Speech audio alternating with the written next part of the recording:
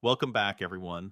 Before we dive into our story, if you love interesting and immersive stories like this, don't forget to subscribe to the channel and like this video. Your support helps us keep creating amazing content. Let's get started.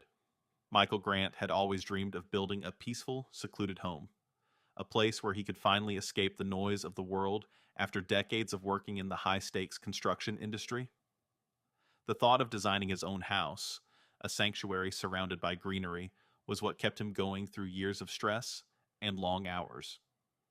But as he drove back into town after spending 3 years in New York with his aging uncle, his anticipation turned into an unbearable wave of confusion and dread.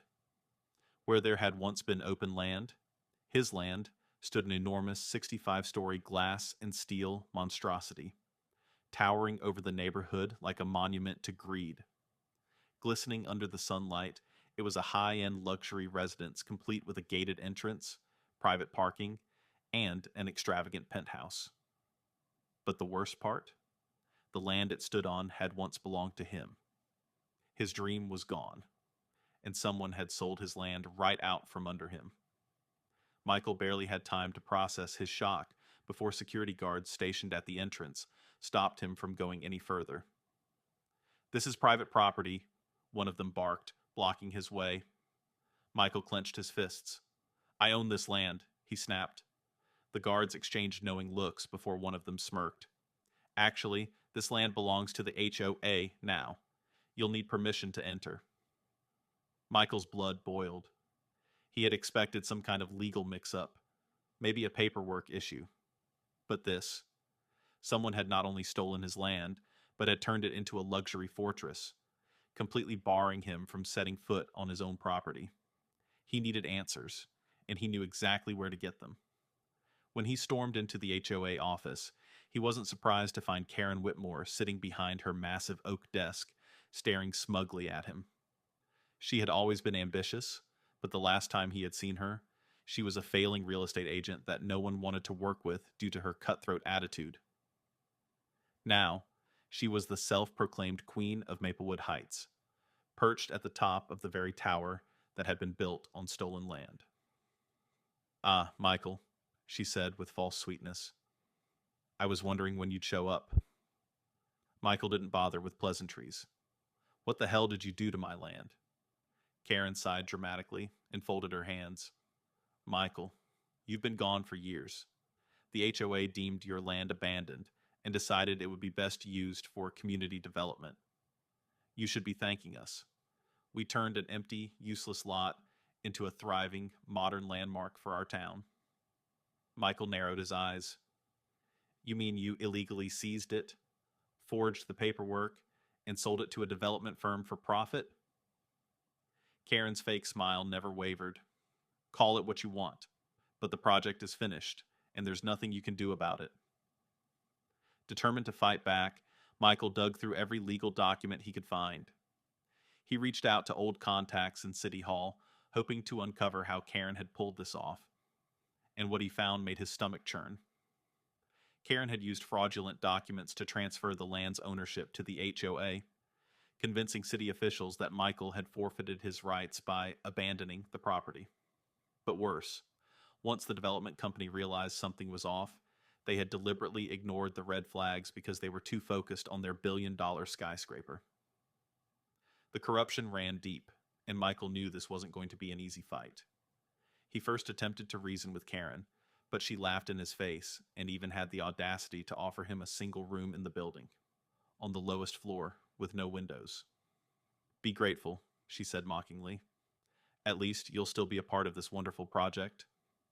That was the moment Michael decided he wouldn't just get his land back. He would destroy the empire Karen had built on his stolen dream.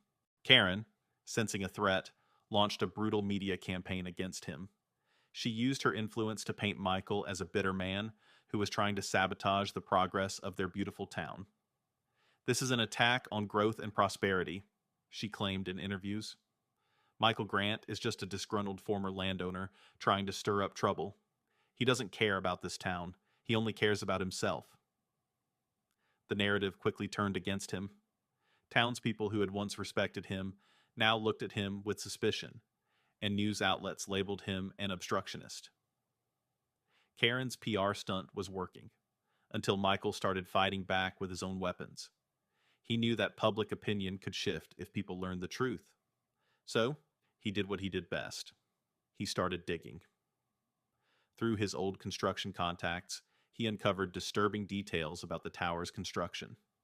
Shortcuts had been taken, safety regulations had been ignored, and bribes had been exchanged to rush the building's completion. If the people knew that their glorious new skyscraper was dangerously unstable, they wouldn't be so quick to defend Karen. The turning point came when Michael gathered enough proof of Karen's deception and coordinated a town hall meeting with the local press in attendance.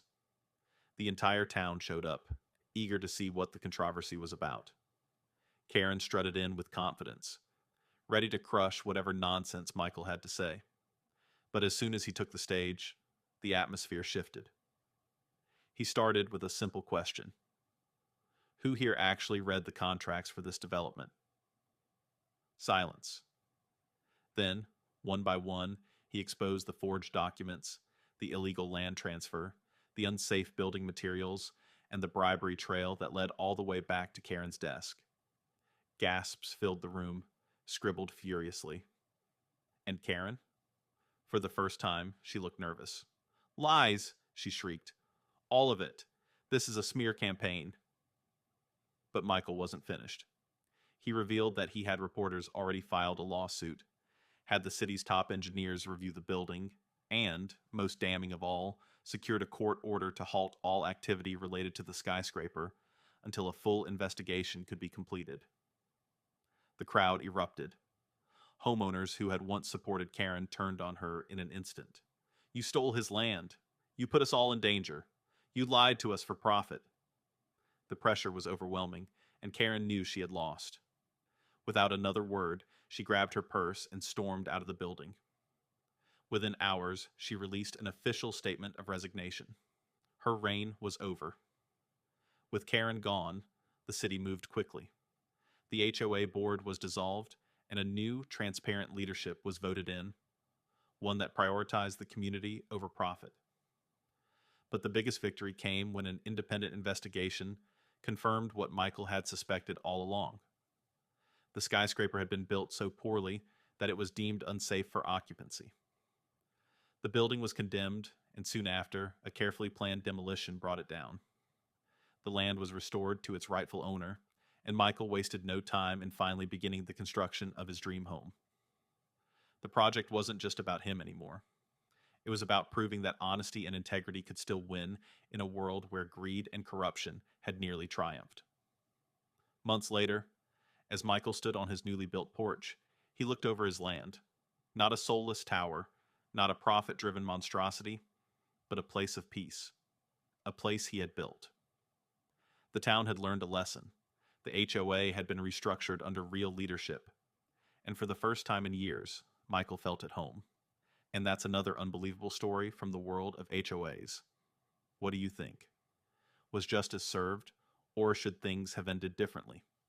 Let us know your thoughts in the comments. If you enjoyed this story, don't forget to like, subscribe, and turn on notifications so you never miss another crazy tale. Thanks for watching, and we'll see you in the next one.